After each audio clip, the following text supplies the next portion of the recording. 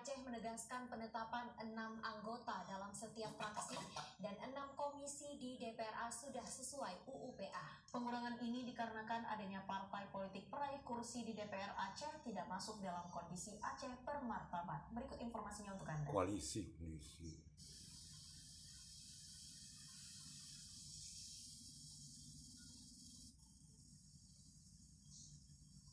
Dalam penataan itu, PDA berpedoman pada tata tertib fraksi dari Kemendagri, kata Ketua Partai Daerah Aceh Tengku Muhibbu Sabri Al-Wahab kepada TVRI di Aceh Besar kemarin.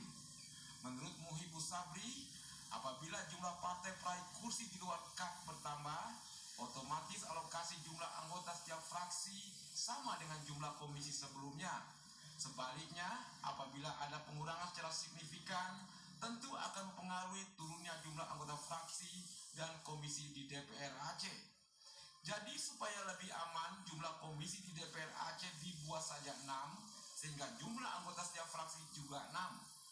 Tengku Muhibbu Sabri menjelaskan, dalam UU PA, jumlah komisi di DPR Aceh minimal 5, maksimal 8 komisi, meski jumlah perolehan kursinya kurang dari persentase tersebut. Sementara jumlah kursi DPRA tetap, maka jumlah anggota setiap fraksinya sama dengan jumlah komisi.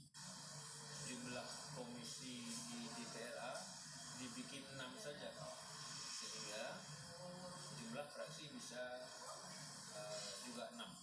Kalau itu terjadi, maka ada 4 partai yang menjadi fraksi utuh, yaitu PNA, PAN, PKS, dan P3.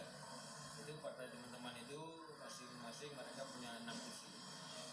Kalau 6 orang disetujui menjadi satu fraksi, maka amanlah partai itu dan menjadi fraksi.